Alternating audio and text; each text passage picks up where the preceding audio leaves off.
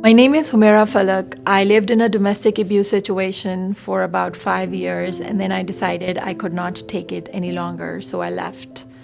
I know that that experience has left some indelible marks on my personality, but one thing was sure that I was never going to give up on life. I decided to take charge of my life and literally started this journey from scratch. And now looking back, I know that it wasn't an easy journey and I had to overcome so many obstacles to reach where I am today.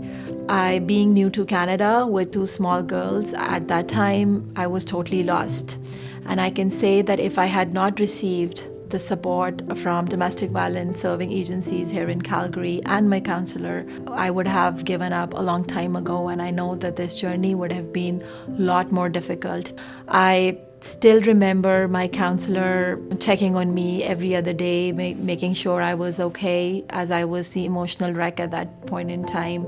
The staff in all these agencies, they guided me at every step of the way, and with their support and help, the first thing that I did was I joined SIVA as a volunteer. I started volunteering for domestic violence victims as an interpreter and translator in the courthouse. It helped me in boosting my self-confidence and restoring my self-respect, which I feel I had lost years ago. Of course, with the help and support of my counselor, I decided that I'm going to go back to school to do my diploma in human services.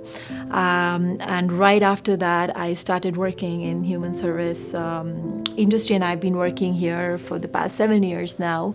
I have been volunteering with various agencies, including United Way, Women's Center, Calgary Seniors Resource Society, Calgary Immigrant Women Association, that's SIVA, because I totally believe that there is a huge gap in the system when it comes to domestic violence work.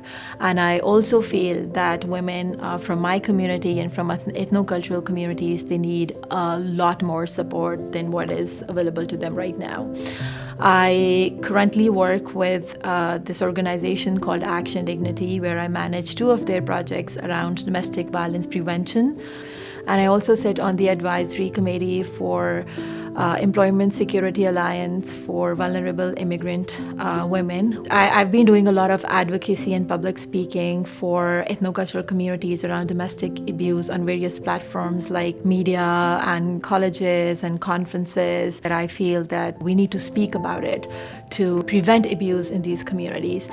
I know that I have come a long way, but as I said earlier, that I could not have done it without the support of some amazing people that I met here in Calgary. And I totally say that abuse scars you for life. There are so many pieces of you that, that can take years to heal, or they may never heal. But I totally believe that one chapter of life cannot define you. And we as a society, we as a community can do a lot for domestic abuse survivors. And least we can do for them is just believe them and support them in their struggle of coming back to life, because it is definitely not easy for them, but we can just make it a bit of difference by being there for them.